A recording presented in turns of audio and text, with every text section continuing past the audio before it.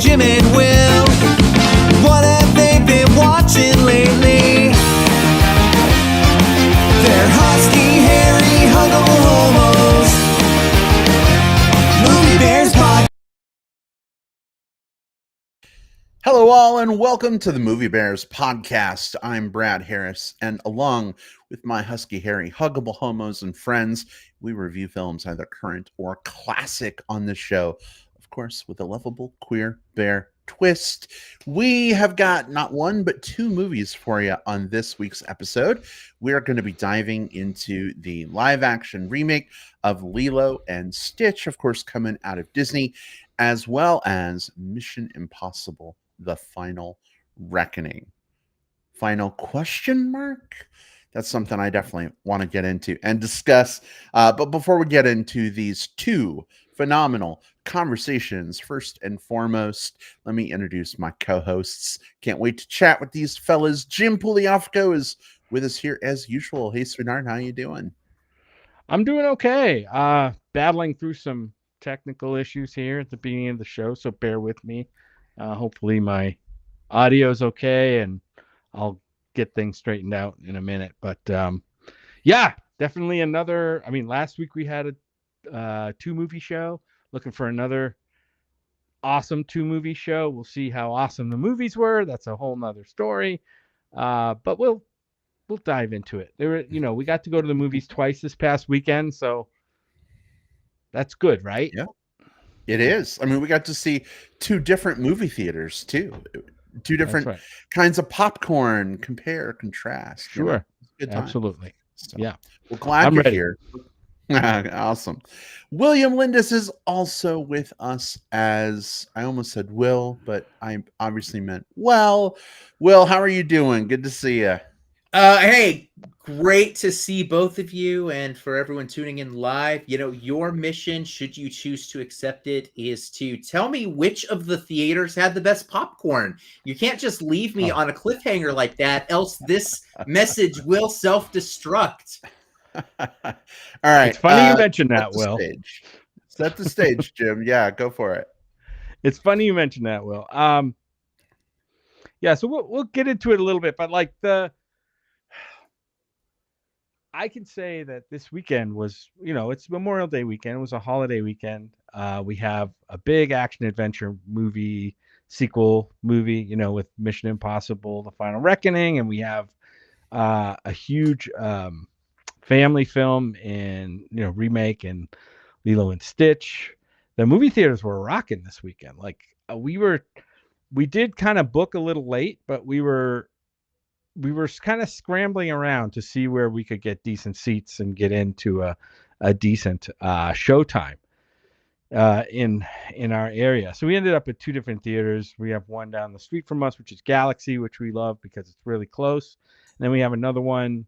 We have like 3 Cinemark theaters or 4 Cinemark theaters in town that used to be our go-to, and now they're our kind of backup, I guess, because they're a little bit further away. But it's funny, we're having popcorn right before the Mission Impossible movie. I turned to Brad and I'm like, you know what? I think I've decided which theater has the best popcorn, at least for today. And that actually was Galaxy. Not to say that Cinemark popcorn is bad, but there was a bit of a difference in flavor and seemingly freshness. I'm not here to review popcorn, but I can just say that we do have a preference, at least for this past weekend. Galaxy had the edge in the popcorn tasting. Listen, MBP can also stand for Movie Bears Popcorn, right? Movie Bears Popcorn. Popcorn. Yeah. Well, good. You're good. Butter, please. Bum, bum, bum. This has been Movie Bears Popcorn with Popcorn Corner. Yeah. Oh, good. Good to know. Good to know. I had while we're talking, I had a 2 theater experience too. Went and saw the Lilo and Stitch at Alamo Draft House, and where you got food. I had a pizza. you know, and then we have one of just a handful of like real IMAXs, like not the IMAXs, but like the true IMAXs. You know, they normally do like the documentaries and like, you know, like those nature type things, but they also do these big release ones. So I saw Mission Impossible in like true IMAX, and for that one, you know, they don't have food, so we stuck in some cookies, and those were good. Yeah. What? I'm not Yeah. gonna tell God. anybody. Yeah. Wow. So Yeah. brave, Will. So brave. I will tell you this: when we went to see Lilo and Stitch, Will, I brought in a big coffee drink from Dutch Brothers, and Galaxy didn't bat an eye. No one said a word. I even set it on the counter, like flopping a big dick down. I'm just like, boom, here it is. Boom, give me my popcorn to go with my Ours was coffee. And ours was primarily because, you know, so it's one of the few theaters which you get so used to the fact that when you book tickets now, you pick your seats, and at the IMAX you don't. So to get like to get the good seats there, you get there like an hour before the movie starts and line up. And so it's like, well, if I'm going to be standing here for a bit, and, you know, I could have a sugar dip, you know, I'm going to bring some snacks with me. And then I didn't eat it until afterwards, but still. There you go. Wow, that brings back thing, memories. Right? Like babe, does that not bring back memories to you? Like, seriously, before we would order our tickets online, and I don't know exactly when this happened, but it's awesome. But we would buy tickets for we would buy the tickets early, but they weren't assigned seating. So you'd have to show up for the big movies way in advance. Like we would show up sometimes because we wanted the specific seats, you know, the specific row, the middle seats, blah, blah, blah, blah, blah. And God, I can remember going for some of those movies, like some of those Star Wars releases and stuff like that we would go like 2 and 3 hours ahead, Will, seriously, and line up and we'd save spots for friends and, you know, stuff like that. Oh, yeah. I remember the first movie I ever stood in line for, I was 7 at the time, was 1989's Batman. Like my mom and my sister went, and we were in line. And granted, it wasn't 2 or 3 hours early, but it was still, you know, half an hour before they let us in, you know. Yeah, for sure. But it wasn't nostalgia, that long ago, babe. It wasn't that long ago, I don't think, was it? Unless I'm really old. I think that everything was yesterday. Yeah, you know, I think it was like 2016, and it's 2025 now. So I mean, it's been 9 years, almost a decade, whatever. 9 or 10 years, you know. Yeah. But the cool thing about that was we made some friends, right? Just like we do at South by Southwest every year. When you're standing in the movie queues to get into these, the show times, the screenings, you standing in line with other fans of that movie, right? So you're gonna talk it up and just we made some really cool friends. We did. Felipe, definitely. Right, who's been on the show, and you know, he was one we met in one of those lines. So I have a soft spot in my heart for waiting in lines for movies, but I don't think I would go back to it necessarily. Well, all you have to do next time you guys are in Austin, let's go to the IMAX together, and we can get that line experience. There we go. I think Jim's coming for Fantastic Fest, and maybe I'll come along. We can make that happen. That would be way fun. Possibly. For sure. Now you're putting the pressure on me. Well, we have so much to talk about. How do y'all feel about getting to our movie discussions? Sure. Yeah, let's do it. Cool. All right. Well, we're going to kick things off by talking about Lilo and Stitch, of course, the live action remake. And then we'll get to Mission Impossible, The Final Reckoning. As usual, we'll talk about each of these movies spoiler free for probably the first, 10 minutes or so. And then we'll give you a fair warning before we open things up to spoilers.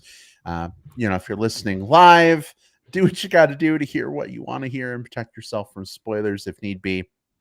And of course, if you're listening through digital tape delay on Spotify, Apple Podcasts, etc., use that time index in the show notes to bounce around as needed. All of that said, here we go. We're going to kick things off with our discussion of Lilo and Stitch.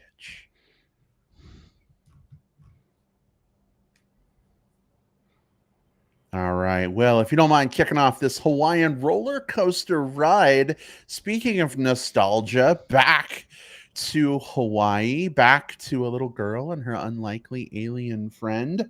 Um, I think this probably doesn't need a ton of setup, but feel free to give us a little context and, even more importantly, your thoughts. Spoiler free, of course.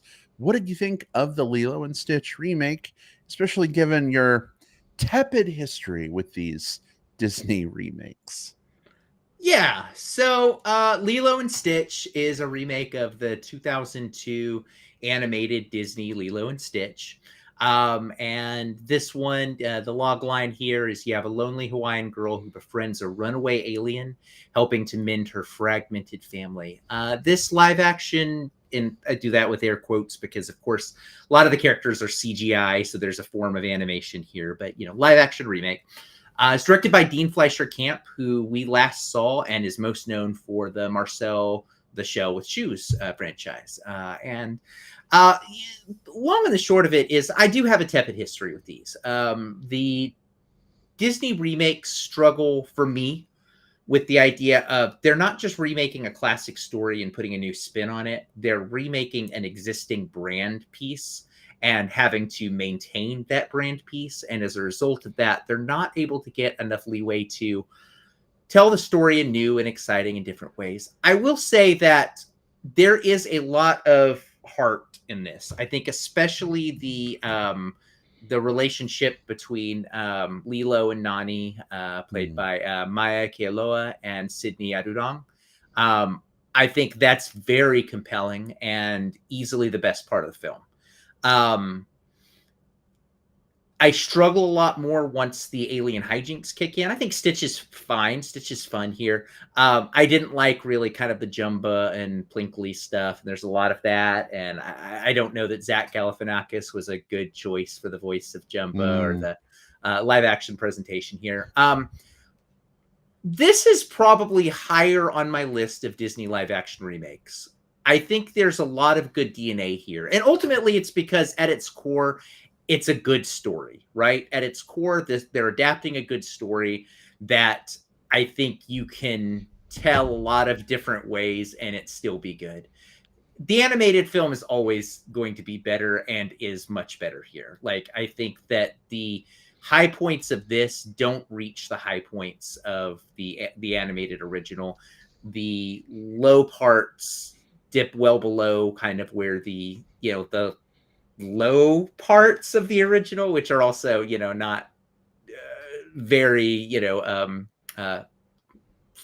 easily apparent because it's a fucking banger, and this one is just fine. I think that if I watched this without the context of the animated movie, I'd probably be higher on it. I think there's that, but that's not what this film is. This film is not only a remake, but it is a very, adherent to the brand remake. It doesn't want us to forget about the animated. It wants us to remember the brand. It wants us to remember those moments as it's kind of recycling and doing them. So even if I were to say this is one of the best Disney live action animated films, and I think that's probably true, I'm probably still damning it with faint praise ultimately there. So take all of that for what you will. If you're so inclined, I think there is a lot of value still to be had here. There are some great little family moments that I think resonate. I would honestly, if there was a movie that was just a Lilo and Nani drama starring these characters, I would watch the shit out of that because I really enjoyed all of that stuff and some of the other things. But like once the antics started up, I think it lost a little bit of that in the way that the animated didn't. And look, it sucks to compare a movie to another movie, but in this case, Disney wants us to, so I don't feel bad about it. So should you go see it? It's fine. If you're only going to see one version of Lilo and Stitch, watch the animated. But, if you're wanting something to see in the theater, you could do worse than this. All right. Well, Will, thanks so much for weighing in. Let's head on over to Jim. Jim, how about for you? How did this one land? Well, to start off, I am only a minor fan of the original film. It kind of came out in an era where I don't know. I just wasn't. I watched it. I liked it. I thought it was cute. I thought it was heartwarming. I liked the emotional beats in it. And it was fine. And then they announced live action, and I instantly have a biased reaction against these live action films, and I'm sorry, I'm prejudiced, I guess, about these films. In a way, as soon as I hear they're being made, I mean, we just come off of one of the worst, I think, live action Disney remakes that they've done in Snow White and the Seven Dwarfs, in my opinion. I know probably a lot of people love that film too, but this one I just can't recommend. I mean, when you have the original animation out there, that's wonderful, and this one, if you're a big Lilo and Stitch fan and you're curious about it, you may want to see it. Or I mean, if you're a kid, I think kids would really, probably won't have the bias that a lot of people have, right? This movie seemed like it was made more for like the 5-year-olds. Like, Will, you talked about the antics with the aliens and all that stuff. When that stuff comes, it's very, very juvenile, it seems, humor to me. And kind of aimed at a younger audience. Obviously, Lilo. I did love the two main actors in this, Maya and Sydney. I thought did a wonderful job.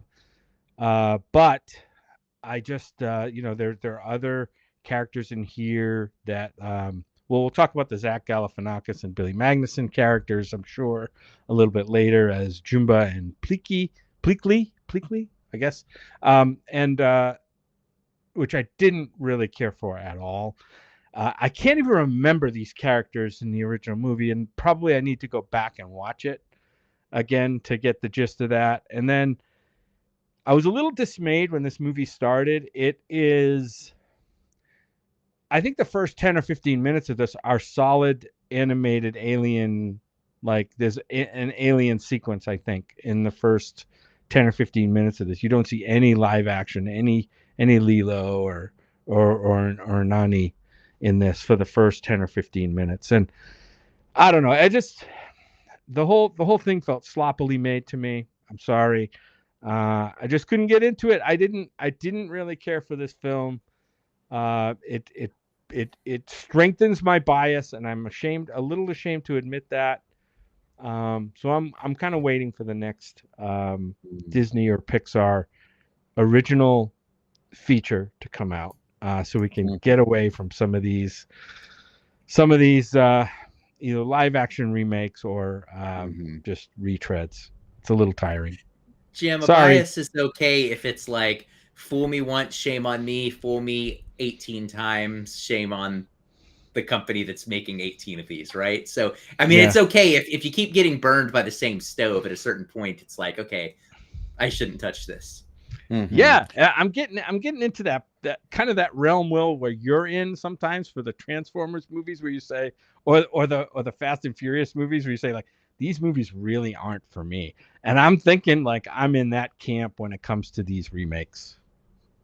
Yeah, I mean that's fair. And looking back historically at these conversations, I'm usually the apologist for these things, right? I'm usually like, okay, guys, but remember, this is a new generation of kids, and they haven't been introduced maybe to the old Snow White, or the animation was shitty, and to their standards by modern day, they wouldn't watch it, but maybe they'll watch something new. With Lilo and Stitch, I mean, I recognize this came out like over 20 years ago, right? I think at this point, I was in college, I think, when this came out. So it's been a hot minute, but like, kids everywhere are still watching the original cartoon. There have been multiple TV series. I mean, it's not like this is an old 1930s animated film that's being remade, right? So there's maybe an argument to be had there around, like, was this necessary or not? That said, I will say the screening we went to, there were lots of kids, and they loved the hell out of this thing. They seem to love it. Yeah. They really, really enjoyed it. And so, I didn't stand out in the lobby and like interview the kids as they were leaving, but like, they were dancing and laughing. And I think there's something about seeing Stitch along with live action characters. I was talking to a friend of mine who has kids, that makes a connection for them when they're holding their stuffed Stitch animal that they brought to the movie with them. They're seeing real people with Stitch while they're real people with a Stitch, right? And that forms a connection that you maybe don't get with like animation per se. So I think that's cool. I love that for them. I truly mean that, not being sarcastic. That said, this was pretty meh for me. I do love that Chris Sanders was back as the voice of Stitch. I was so afraid that it was not going to be Chris, and even if it was a really good impression, like Chris is Stitch, like that is what you do, right? I do find it a little disappointing, though, that I think some of the things that endeared me about the original film, especially around like body positivity, like the size and shape of Lilo and Nani's bodies, the love of bigger people that was like infused into that original animated film. I feel like a lot of that is just like, I don't know. It's kind of missing. It's like it's lost something.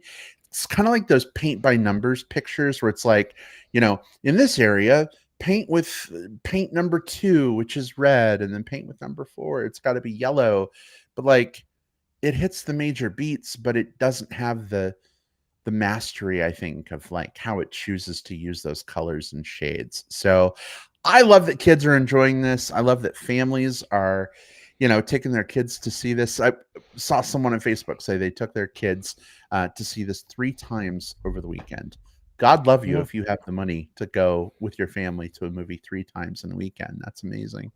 But I don't know that I can think of another movie that's come out within the last year or so that like kids seem to be this excited about. So super cool for them. Maybe not super cool for me. This was kind of a meh burger, if you will. But cool to have Chris Sanders back. Also, I do have to share, at one point, Jim and I turned to each other and we're like, boy, they really got dollar store Zach Galifianakis for this, didn't they? And then we realized, wait, shit, no, this is actually Zach Galifianakis. He looks different. Seriously thought it wasn't him at first. I'm like, that's that guy that looks like Zach Galifianakis. That's not Zach Galifianakis.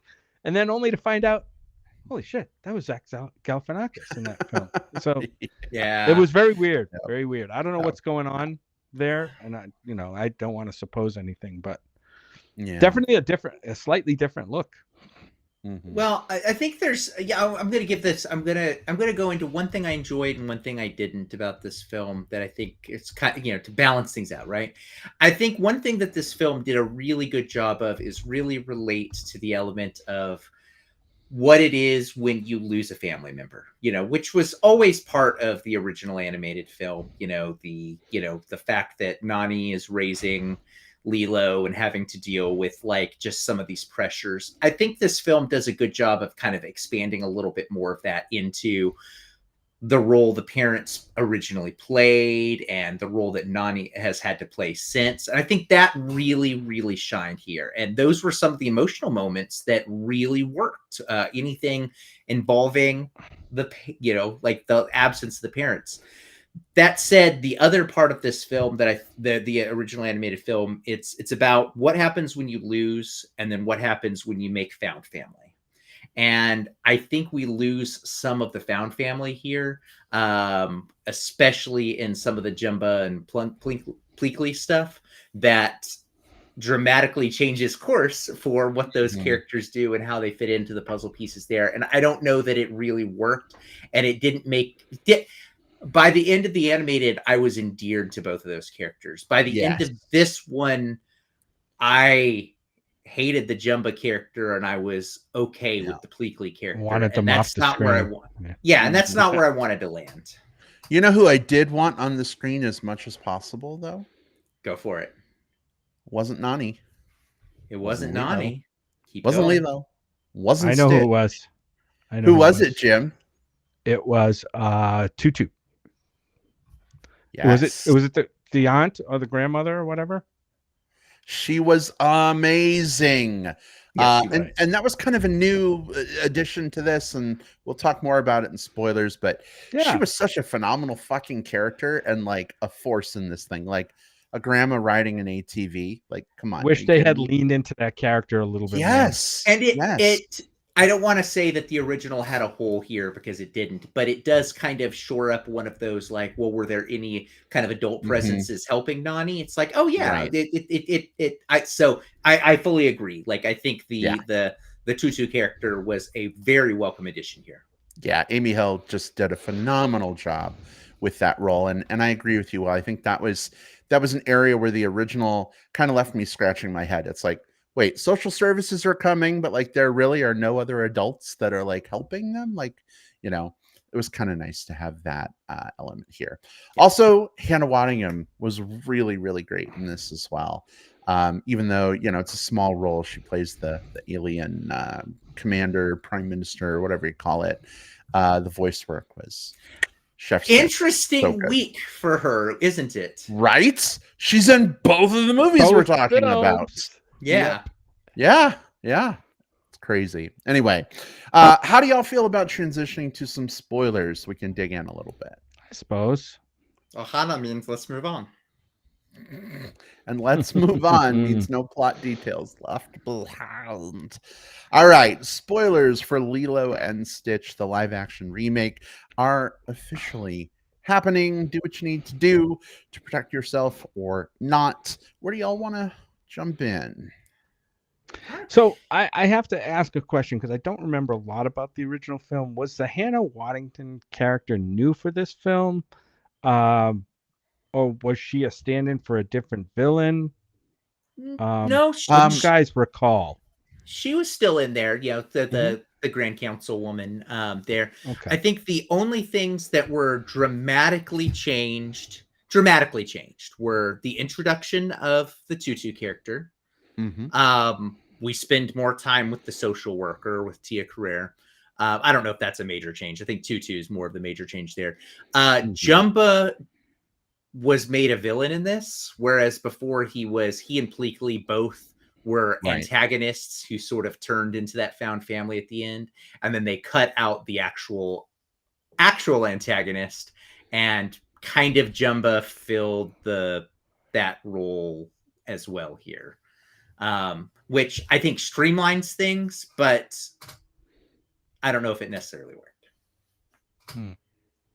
Okay. Yeah, I think with the grand councilwoman character, she kind of sets up the whole thing about like exiling Stitch and why they got to go, now chase him down and the whole thing. So like that character is definitely in the original, but it's kind of the same mechanism, Jim. Like we just check in with her once in a while, and I think we maybe got a little bit more of her in this remake than we got in the animated film. So if that's why it maybe seems a little different, that might be why. But definitely was a character from the original film.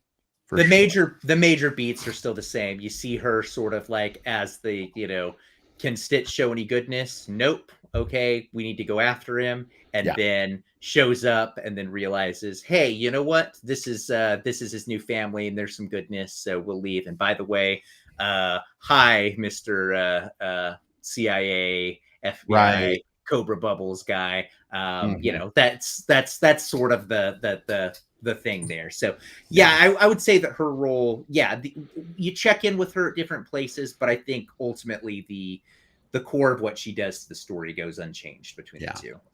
Okay. One of the things that kind of stood out for me, just in terms of some of the differences with characters, it's been a while since I saw the original, but I loved that they were constantly like dressing in drag or different costumes, Jumbo and Pleakley, right, to try and blend in very badly, I might add, right? Whereas in this one, it's like, ooh, we have magic cloning devices that make us look like perfect people. And, we got a little bit of like Pleakley, like in a headscarf or something at first, but then they very quickly like move past that. And when you say you're going to make a live action like Lilo and Stitch, you have to know you have other characters beyond Stitch who are not human.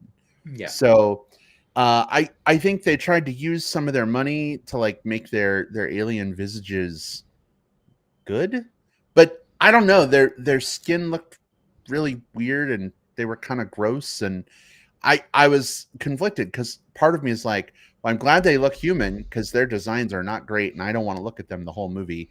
But also, it's kind of like, but where's the cuteness of like these aliens trying to fit in? It was weird for me. I would have rather looked at the not 100% there, but on model CGI characters than the actors as much as we did. Like, Yeah. it did feel as though like now, and granted, I think there were some spots where it did work. They did do some playing with like, I liked the part where at the end where Jumba is like sort of like stuck in the thing, and so Leela turns the little thing to make him turn into the Galifianakis form as sort of a way of getting him to go out of that. I thought that we got some payoff at least for having to deal with all of the switching the characters back and forth. I wish we didn't have it, but I did like kind of like the way that it was used sort of in a couple of like story mechanism pieces. Yeah, for sure. For sure. Do you guys think that, I'm sorry, do you guys think with these changes that the studio, this was a intentional attempt to sanitize some things that are a little bit sensitive in media these days with movies? You mentioned getting rid of some like cross-dressing things of the characters. You also mentioned, Brad, like toning down of the body positivity stuff. Do you think this maybe falls into like Disney trying to appeal to a wider audience and not aggravate the I don't know how to say it, the anti-woke base? Yeah, here's my thinking, and Will, I'd love to hear your thoughts too. And full disclosure, Dean, who co-directed and wrote the original film, like, we've met Dean and gotten a chance to chat with him and his experiences. And I don't know that it's so much Disney trying to like erase those things as much as it was that like Dean wasn't involved, and those moments were like his love language being infused into the original movie. And with him not involved in this one, some of those moments maybe weren't like directly translated. Like very specifically in the original, Lilo goes up to like the big guy on the beach and looks up, and she's like, "You're beautiful." Right. And on her wall, she's got pictures of like fat people, and it's a very body positive thing. I don't know that Disney, by not including that, is trying to like erase the body positivity so much as maybe it's just not as important, right, to them to include now. I think that's exactly right, because here's the thing. Body positivity is not... So there's two different items there, the cross-dressing and body positivity, and we need to separate those two. Right. Body positivity is not something that's going to get any studio like in trouble for being woke or anything like that, Not in the woke realm, but certainly there are those that would push back on that, I think. There are those that would push back on anything, but I mean, Disney's already proven that it's okay with like casting against like traditional, like, not casting like all white cast members for things along those lines. So I don't, corporations are going to corporation, and you should always be skeptical of any corporation. I don't think that there was any specific design to kind of sanitize the body positivity out of this, because I don't think that there's any corporate gain for that. I think it's Brad's point of there just wasn't someone on the team who was there to advocate for it. So when you're streamlining the story, those things maybe don't get translated over. They just get lost in the sauce. Yeah. And I'll say even the cross-dressing stuff, we still got to see Billy Magnuson a couple of times was wearing like clothing, right? It wasn't necessarily like dresses and bonnets, but he was wearing some kind of more flamboyant stuff, like he had that like mesh shirt, right, that you'd see at a gay club type thing on it too. It looked like something like a gay club, or even like something like, it looked like something like that you'd see like a girl wearing in the mall like in the late 90s, right? And so I am always willing to criticize a corporation for kowtowing to a lot of different things. I don't know that I necessarily saw that here as much as, again, I don't see that there was someone on staff who was there to advocate for those things. Right. Yeah. Again, it's like we're hitting the main beats and we're letting the other things go. Right. And we're adding some extra things in, like with the Tutu character. And, you know, so it's like something's got to give somewhere unless you're going to make this thing 3 hours long. I think some of that stuff just didn't make the cut. But I do appreciate that we did get to see Billy Magnuson like in those like flamboyant outfits and still acting, you know, kind of like effeminate and flamboyant, and it was fun. Disney didn't have to do that. They could have totally just made him like the nerdy character and left nerdy it at bro that, character. Yeah, right. But instead, he's like campy nerdy. Yeah, he's showing up in.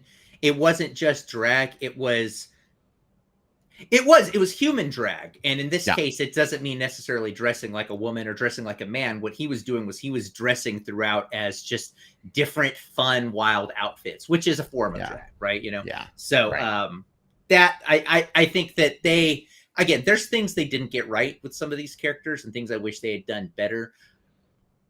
And these are things that go under that list. These are things that go under that list. It feels like they made steps towards that. Like they still included the bigger character dropping the ice cream, you know, because that's a memorable moment. That's a scene. You know, it's a little paint by numbers to just kind of include it. But at the same time, that's a thing that they could have cut, right? But they kept that character in. So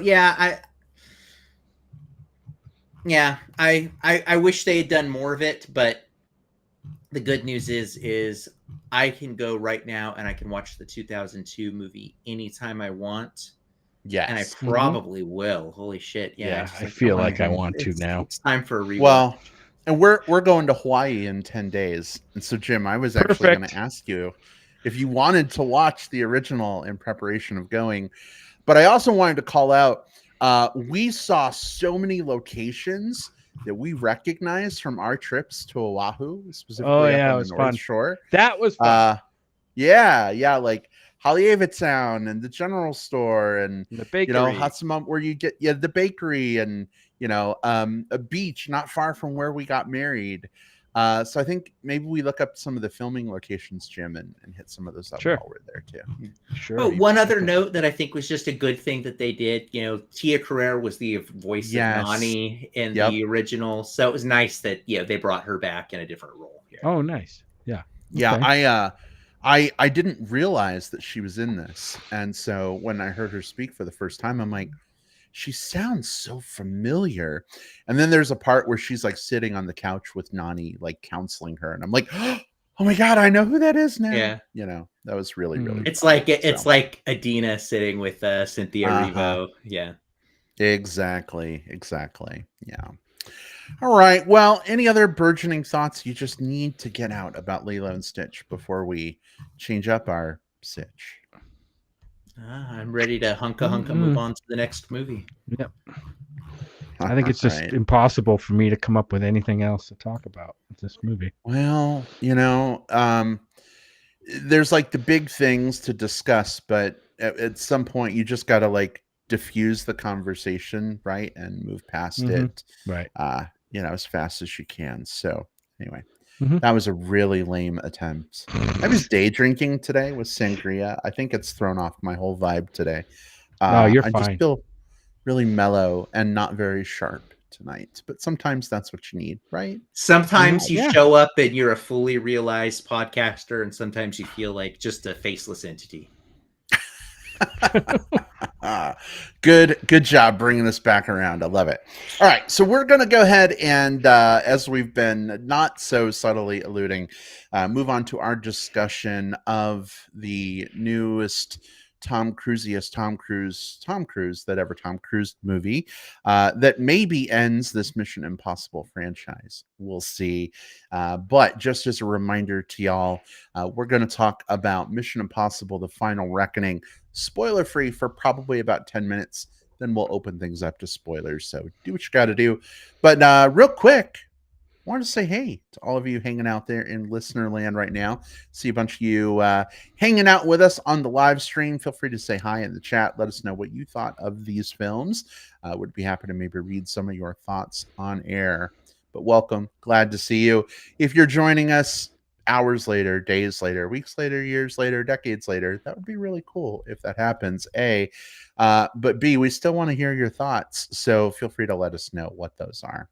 All of that said, here we go. Our discussion of Mission Impossible, The Final Reckoning. Bum, bum, bum, bum, bum, bum, bum, bum, bum, bum.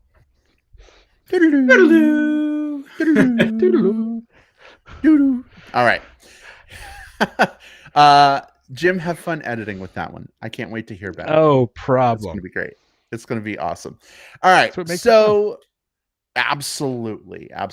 And speaking of things that, make this fun, Jim, you are in kind of a cool position because you kind of were up and coming with the original like Mission Impossible stuff when it was on TV. Of course, the whole 30-year span of films, has come out within your lifetime. Will, I know for you and I, that kind of started for me. I was just entering high school, I think, when the first one came out. But these movies have been around a long time. Jim, I don't know how much setup we need, but feel free to give us a little bit of that context and then let us know what you thought. Sure. Yeah, I could say I'm kind of a casual fan of Mission Impossible, starting with, as you mentioned, Babe, I think in the 60s is when the original TV series came out.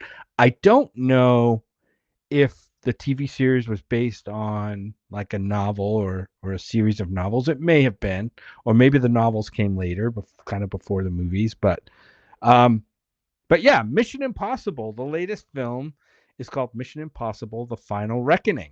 Of course, with Tom Cruise and Christopher McQuarrie as director, and basically showrunners or movie runners, I guess, if you will, producers of this film. A big, huge blockbuster summer movie franchise, and this is like I didn't count. I don't know which number film this is, but it's up there, right? It's maybe 7-ish or 8. But I'll give you the non-spoilery synopsis. Ethan Hunt, of course, that's Tom Cruise, and his IMF, that's Impossible Mission Force team, unite to race against time and time again, to find and prevent the entity, a rogue AI, from unleashing global destruction against humanity. So that is the, I think, non-spoilery synopsis, if you will. It's funny because when I had to go to the internet for that on website, because when you go to IMDb, where we usually get our synopses, it gives the most lamest of lame synopses. It says, "Our lives are the sum of our choices. Tom Cruise is Ethan Hunt in Mission Impossible: The Final Reckoning," which basically tells you almost nothing about the film. But yeah, so buckle up for this one. This is a 2-hour and 50-minute action-packed film with the usual intrigue, thrills, whatever, packed in. And this film is exactly what you think you're going to get, right? When you go to these movies, you're going to get a film that's packed with action. And this film is packed with action. I will give it that. For as much as I wish there was any kind of character development whatsoever in these films, there isn't anymore. I mean, some of the previous films touched on the fact that, all these people, like the team that Tom Cruise has kind of assembled, and kind of the impacts that these missions have on his team, and how he brings people into his life only to endanger them and stuff. Some of that stuff was brought out in a couple of previous movies, maybe Fallout, I remember as some of the highlights. But this movie seems to kind of ignore all that stuff. I think there was one line in the film that kind of referred to it, but I just didn't feel anything for this movie other than there were some action set pieces in here that are certainly eye popping, jaw dropping, and kind of knuckle grabbing scenes. Right, there's several action set pieces in here that go on for, some people would say, too long. There's just a lot that's packed into this film. For the strict purpose of supporting a plot that is, in the end, it's still pretty convoluted, I guess. It's in one sense, from the 10,000-foot level, it's a simple plot, but the plot is made quite convoluted by twists and turns, and there's got to be, how many countdown timers did we have in this movie? That's what we should have. Like that should be the drinking game. Like every countdown timer that appears in one of these films should be like you have to drink a shot of whiskey or something. But in the end, I mean, this is exactly. Did I love it? No. Did I like it? Yeah. I didn't hate it. It gives me what I want if I'm going into a Mission Impossible film. But nothing more. So don't expect more. But what it does give you in terms of action and adventure, intrigue and danger, I think it comes through. So it's a recommend. It's a recommend for me. If you, especially obviously if you're into the Mission Impossible franchise, you have to see this film. But it's not one of the strongest in the series. Well, it all led to this, right? If you're in it with all the other movies up to this point, I guess you're right, Jim. You're probably going to see this one, right? But thank you for sharing your thoughts. Matthew in the live chat says, "Hey guys, hey Matthew. Good to see you. Yeah. Welcome. All right. Well, how about for you? Our relationship with these movies is a little different because they were coming up, as we were teenagers. Was this a franchise that like you were really excited to be plugged into over the last 25 plus years, or is this kind of like Fast and Furious movies? Like you'll see them when they come out because everyone's talking about them, but it's not totally your jam. What's your take there? I have an interesting relationship with the Mission Impossible movies because it's not a franchise that I'm ever like, oh boy, I can't wait for the next one. But whenever I see one, I end up having a good time. And so it's so different than the Fast and Furious movies in that there are some good ones in there, but there are also some that just are not for me. They're just, too Fast and Furious for me, I guess. I don't know. But with Mission Impossible, I think what these movies do a very good job of is when you're in the moment of them, there is this propulsion. Yeah, you've got whoever your bad guy is. Yeah, you've got whatever your plot is. Yeah, you've got whatever thing they're trying to get or why they're racing against time. Those things don't matter in these movies because they're there to serve as set dressing for what these films do best, which is setting up the stakes and setting up the stunts, right? And I think that's where these movies shine. The set pieces are fun, exciting. They give you something to, to sit at the edge of your seat, to make you, your heart stop in your chest for a minute. And they all feel sincere because we know that Tom Cruise is doing a good portion of these stunts. And, they do a good job of sort of amping up the stakes. Every time one of these sequences starts, that Ethan is going to get through it. But also because every single time in the moment, it doesn't necessarily feel that way. In the back of your brain, like he's going to get through it, but your lizard brain is still like, how is he going to get through this? And I think that's something that's good for these types of films, to make us still feel that tension. Here's my issue with The Final Reckoning that I did not have with some of the other ones. So interestingly enough, Jim, I think you and I landed probably on a similar outcome, which is I think it's decent. You should go watch it, but it's not my favorite of the franchise. But we got there for different reasons because my issue with it is I think it needed more set pieces. The very beginning of the film, I would say almost the first half of the film, because it's the first one of these that is sort of a two-parter, and it's also trying to tie back to moments from all of the other films in the franchise. We have to revisit scenes, revisit narration, sort of be reintroduced to the characters, reintroduced to the stakes, reintroduced. So it's a breakneck speed as we go from scene to scene of people talking about what and why they're doing it, when we just had that in the last movie. And yes, you need some of that, but it takes until about the halfway mark of this movie until it really starts to soar.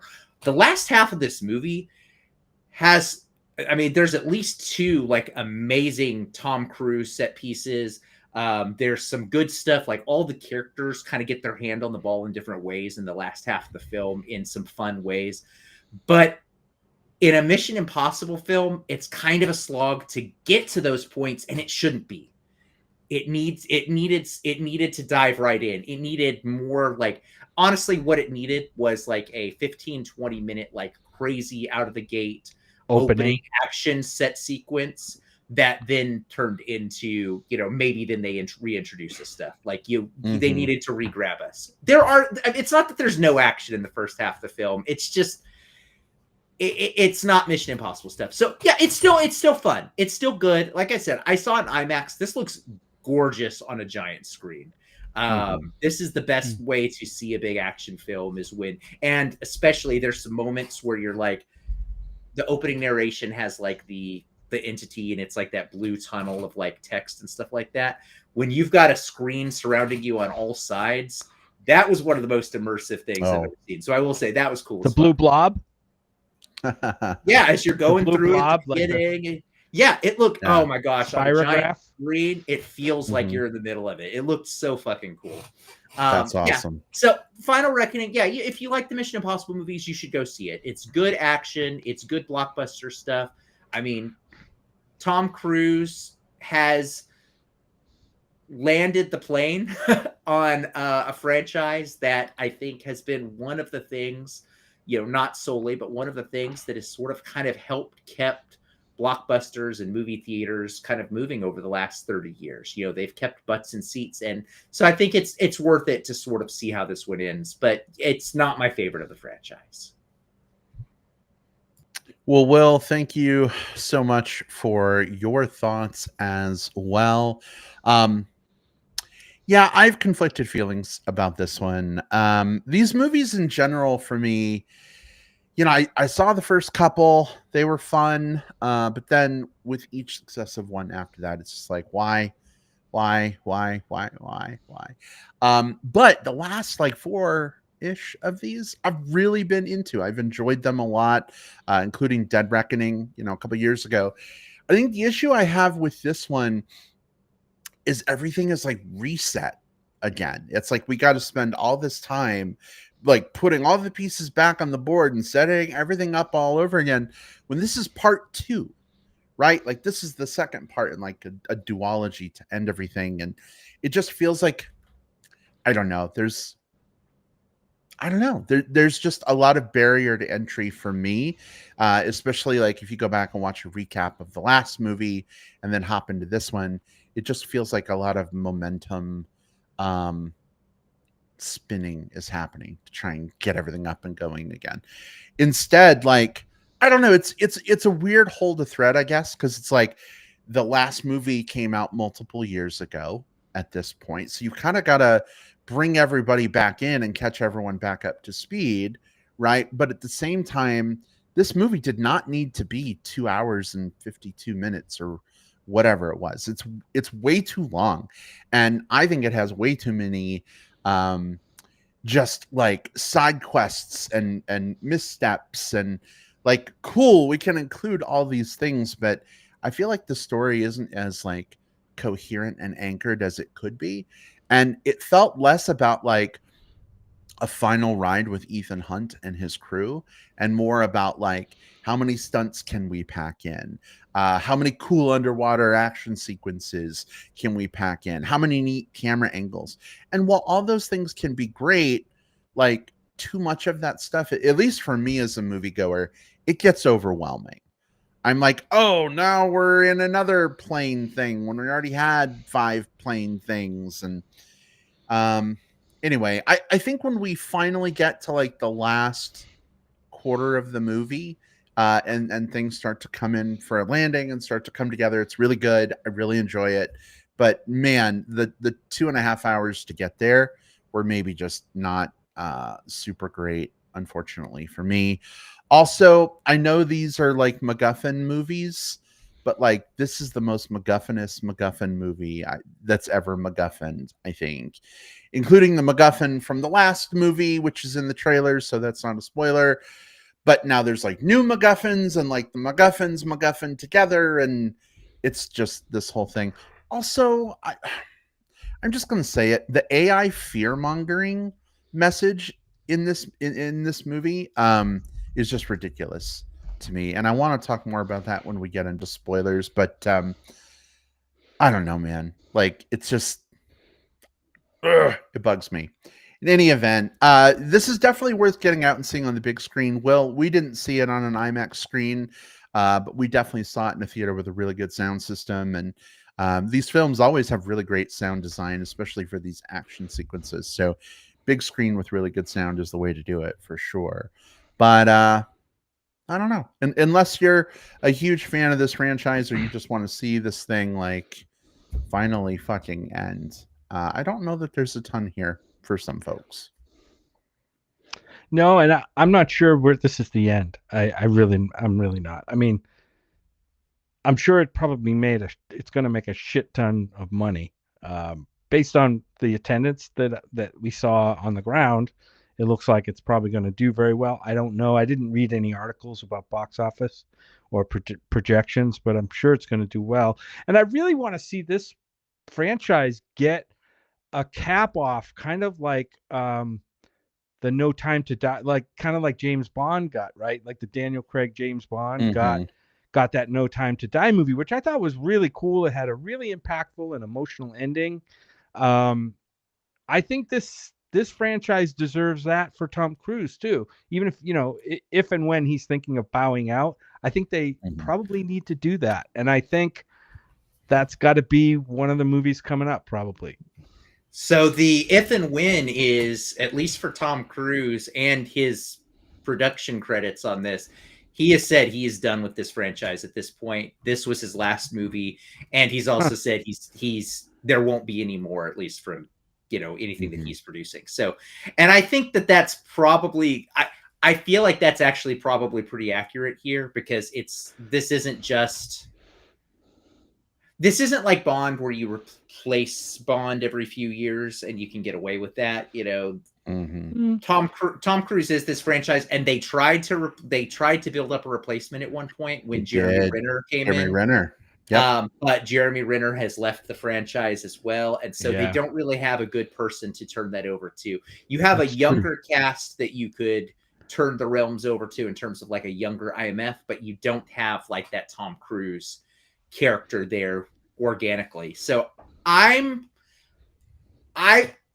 feel like Tom Cruise isn't like, I don't think he's lying here. I think this was him wanting to end the franchise, and not in a way that, and in a way that felt, for him at least, sort of respectful for his character. I think that's where he was going. Yeah. Also, too, this movie, there was a major missed opportunity to call this film Mission Impossible Last Finale. I don't know why they didn't want to go with MILF as an acronym for this movie, but they totally could have. We had Haley Atwell. Why not? No. Oh, boy. Yeah, well, maybe we'll get to it in spoilers a little bit more. Maybe. Well, speaking of, how do we feel about making that jump here? Yeah, let's do it. Let's go. All right, cool. Spoilers for Mission Impossible: The Final Reckoning are officially happening. Do what you got to do to protect yourself, or not. But here we go. They're setting up the stakes of this movie, and I just want to throw this out here. So, AI equals bad. It's a nuanced conversation happening right now, and there's a lot on both sides. But this whole conceit of like, the AI is taking over and is going to destroy cyberspace and cripple the world forever. I'm like, what? It's gonna destroy cyberspace? Like cyberspace is like a place, and this AI can somehow like brainwash you by getting into its like little pod, and uh I I was laughing when they were setting up the stakes for It's this. gonna Like, we launch the talk about missiles, Brad. Bond. I know. We talk up, yeah, but how are the missiles going to destroy cyberspace? They're going to destroy real space. They're going to destroy Right. fucking cities and shit. Like, I get focusing on that, but this whole like the entity is going to destroy cyberspace. Da, da, da, it just, why?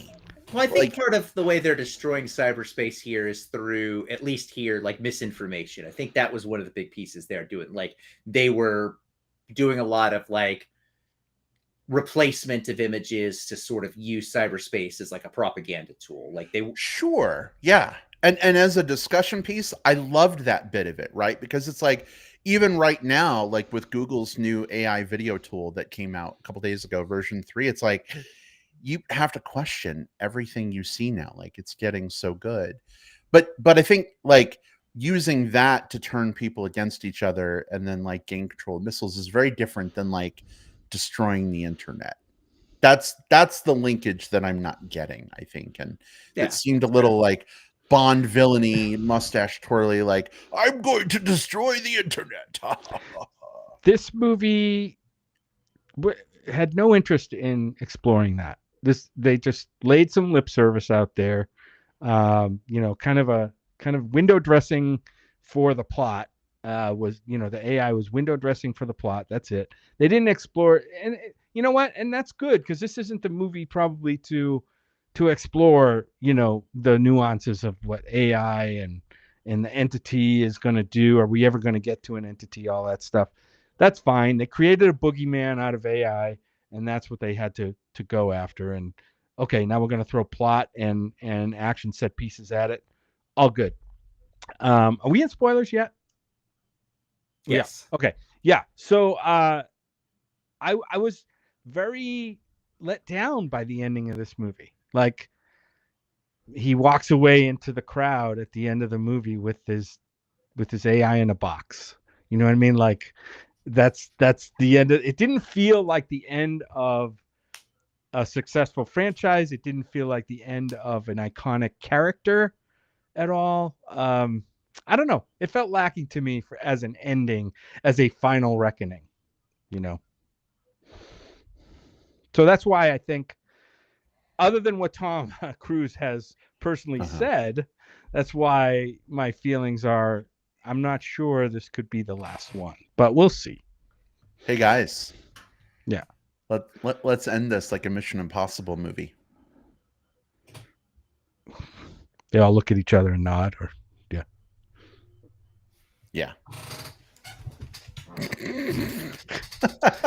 Well, So I did have so on the drive home, like I said, I would love to be there at Trafalgar Square and just say, hey guys, I think those five people that are nodding and smiling at each other are secret spies. Does anyone else see them? Because this is very obviously suspicious behavior. These 5 people nodding and smiling at each other. It's a drug deal.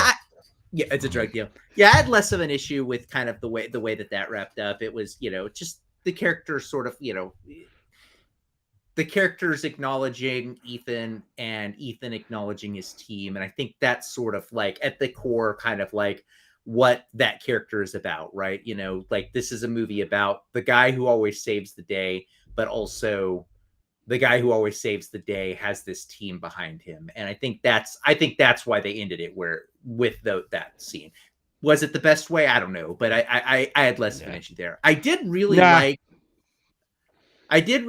Palm Clementieff in this, and in Dead Reckoning.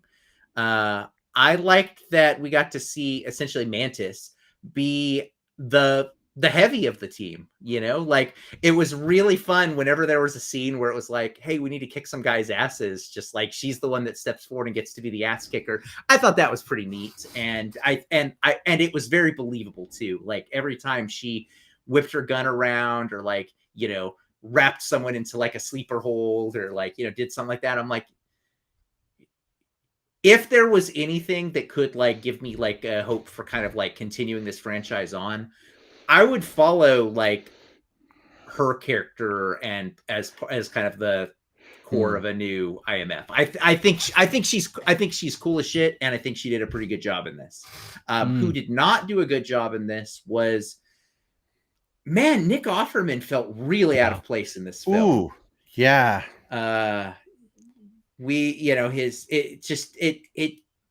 It felt like I was watching Ethan Hunt and Paris and Benji and Kittredge and Walters and Nick Offerman in the Mission Impossible film. Like, it just did not feel like a character. He just felt like Nick Offerman. And again, not to knock him as an actor. I mean, no one's made me weep over strawberries the same way Nick Offerman has.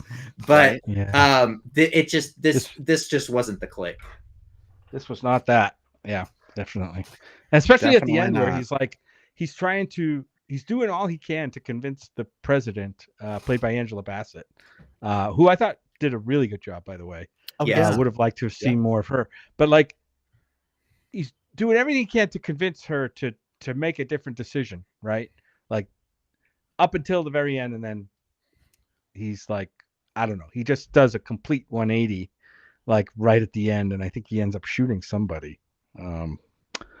Someone was trying to basically kill her to stop her from stopping things, and I think he I get what they were going for there. You know, basically, you know, he was an opposing voice, but at the end of the day, he still respected her decision enough to lay down his life for her, right?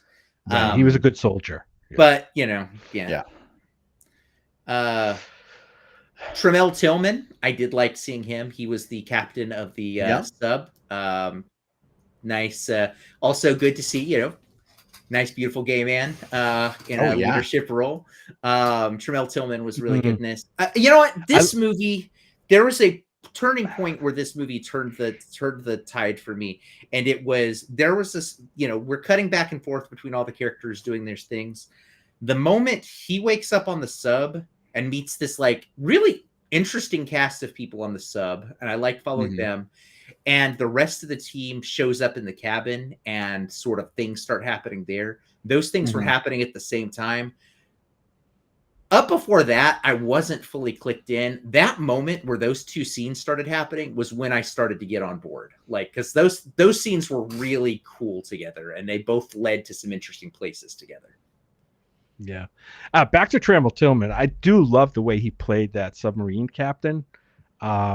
You could tell he was like totally underplaying it, right? To the point where you expected like a ship captain or a submarine captain to be like super like harsh and direct and stuff. He was the most soft-spoken like captain that you'll ever see. And I liked that. To me, that brought a little bit of interest to it. Like, gee, I wonder if he's going to explode at some point or what's going to happen. But he never did. He was just really cool. I love that. I did like that character and the way it was played. I completely agree. And I think he was also like a little, I don't know, like scenery chewy in a good way too, right? Like, he's this weird captain of a boat that doesn't come up and interact with the world very much, and you wonder like, okay, why is he the one that's been put down here to do this? Is he being punished? Is he a weirdo? Is he the best person for the job? Like, you know, there's a little bit of interesting mystery there. I think that was fun. Who else on that team I really liked? We got to see Katie O'Brien. She played the character was named what was her character name? Kodiak, but she was the lady on the submarine who kind of saves Ethan when he's in the fight with the guy that says him. She was bumpy. Yeah. So she's someone I love her as an actress. She was one of the two leads in one of my favorite movies from last year, Love Lies Bleeding. She was the bodybuilder in that, and she was also pretty recently in Twisters as one of the main support characters. I'm now kind of like, and I was you know, I walked away from that film thinking like, I'd follow up a Palm Clementieff movie. Also, if there was like a spin-off movie that was just like that submarine crew, specifically with Tremel Tillman and Katie O'Brien as sort of like the kind of the centers of it, I'd watch that too, because I really like those characters and I want to spend more time with them. So she's definitely someone who is kind of getting into that. Whenever I see her on my screen, I perk up and I'm like, okay, this is something worth watching. Yeah, definitely. And yeah. I think I could probably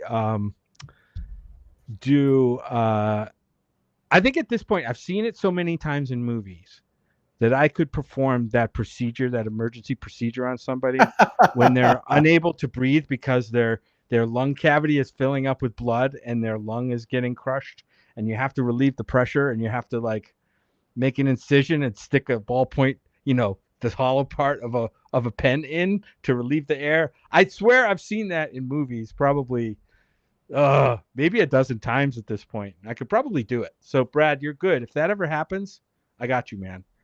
I feel all the relief right now. If my lung ever starts to implode, yeah, you got me. I'm so glad. The fun little take on that scene was that it wasn't just him walking her through how to do it. He was interjecting, also talking the Haley Atwell character into how to do that thing. And so I think that's what made that work a little better for me and not feel as maybe stale, just because we got to see Simon Pegg's character bouncing between a couple of different things together. And I think Simon played that really well. It was really well done. Yeah. Yeah. This movie did two of everything, right? You had the two halves of the key. You had the two MacGuffins, the what was it? Put them together, or whatever it was, and the death key or poison pill. The poison pill and the podcastia and the key. Right. No, we're the podcastias. Two airplanes, not one this time. Yeah. 2 airplanes in the air and 2 submarines. So this movie had 2 of everything. Yeah. So that's why Simon Pegg was multitasking, doing 2 tasks, because everybody had to do double duty. You know what else it had 2 of, Jim? What? 2 potty breaks for you. 2 potty breaks. That's right. Well, I did get a large soda, so that was my mistake. So if you're stealthy, all you have to do is finish that large soda, and then you don't have to leave the theater. Wink. I know. Yeah. I don't want to get put on a list, Will. You know what I mean? Yeah, that's fair. Yeah. I don't want to get banned from every Cinemark in Tucson. Talk about a final reckoning. Yeah.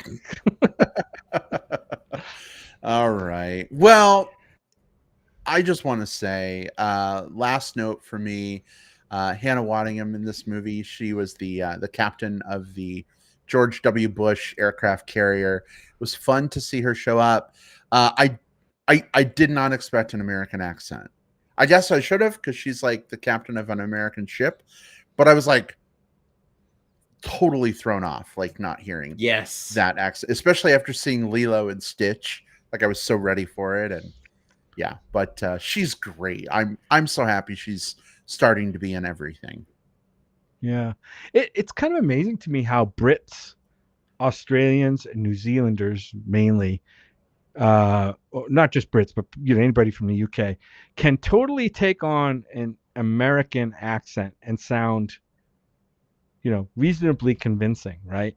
But it doesn't necessarily work the other way. When an American tries to put on like a Brit accent or an Australian accent or whatever, you can usually see right through it. It's kind of funny how it works in one direction only. I'm going to do a little research on that. Yeah, well, it's also, I will say, sometimes when you do hear a Brit using an American accent, there's certain words that'll still get them, just like the other way around too, where it's like you'll be listening to it and be like, okay, this is completely compelling, and then all of a sudden, I watched this was different. I watched a sort of a direct to DVD, but still one of my favorite little horror movies called Slashers. If you want to ever go down kind of the deep rabbit hole of that, but all the characters in that were American characters, but you could tell it was a Canadian production because just as they were talking every so often, they would just be they'd be using their American accents, and then just all of a sudden they'd just do the long oot, like like we got to figure out which, what a boot, and it's like, okay, and the good news for you, Brad, is there's another Hannah Waddington movie coming up this year. Ooh. Yeah. You may have seen the trailer for it before Lilo and Stitch. It may be starring Rihanna. It may be Smurfs. What's the one with the annoying little? Yeah, I know. Yeah.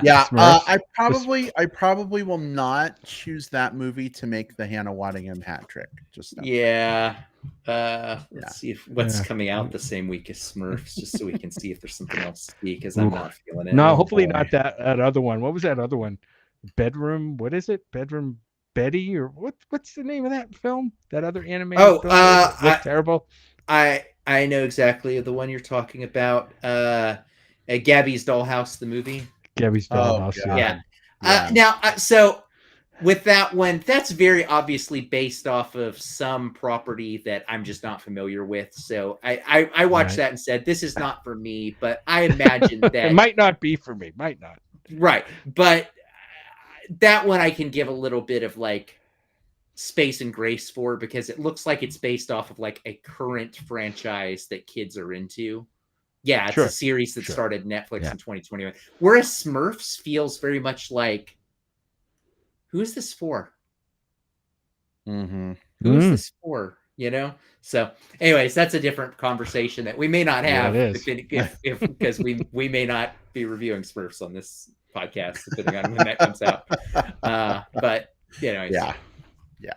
Hey everyone, George is in the live chat as well. George says, big hugs, boys, much love from Pennsylvania. George is one of the sweetest people on the whole fucking planet. Great to see you, George. Mm-hmm. Welcome. Hey George. Good to see you back on. All right, well, I think that probably wraps us up. We seem to have veered from the beaten path, which is usually a good sign that it's time to land the plane. Tom Cruise.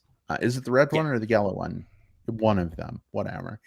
But we have a quick update just in terms of our schedule. We will be back on June 3rd, 2025, schedules willing, for Karate Kid Legends. That's next week, relative to when we're recording this now. And then we're going to be off for 3 weeks. Jim and I are going to be in Hawaii for a couple weeks. Will's got some travel going on, but we'll be back with you July 1st. No, is that right? July 1st? Yeah. Yes, July 1st with Megan 2.0, bitches. So get ready. If you haven't seen the first one yet, we're not doing plugs, but if we were, I would totally plug the first one. It's super fun. See it, get ready. That's going to be a great combo. But get ready for Megan 2.0, homo. Little homos. I can say that. Yeah. How the hell did Megan become a gay icon? I have no idea. I don't know, but I'm totally here for it. It's funny. Well, like we walked past the poster when we were coming out of Mission Impossible. Yep, it was yesterday, day before yesterday, whatever poster, it was. Yeah. And like the poster for Megan is up, and I just had to stop and like do the like fist on my hip, leg out pose. Yeah. And this woman saw me and she just was like dying laughing. And I'm like, Megan's fucking awesome. Yeah. So good. Boy. Yeah. Anyway, listen, in case people want to chat with us while we're away for a little while, let's let them know how they can plug in with us. Jim, where can folks find you online? Yeah, folks, you know the story, right? You know I'm on this thing called Letterboxd. If you don't know by now, check it out. It's Letterboxd at letterboxd.com. My handle on there is at JJPOutWest. And you can also find me on Facebook under my regular name, Jim Pugliafico. All right. Thank you so much. And Will, how about you? What's up, fam? Get over to Facebook right now. Find William Lindis. Smash that follow button. Just make sure it's the William Lindis that's me and not the other one. But you can also find me on Letterboxd, same place where Jim just mentioned. I'm at the Movie Bear there. Letterboxd is cool. Great place to sort of make lists, review films, see what's coming up, see what other people are enjoying. So yeah, find me on those two places. All right. You can find me on Letterboxd at iBradPro. Feel free to add me. You can also find me on Facebook as Bradley Harris. Thanks so much for hanging out with us, y'all. Great discussions as always. We will see you back here next week for Karate Kid Legends. Have a good one, everyone. Take care. Bye. Bye. Bye-bye.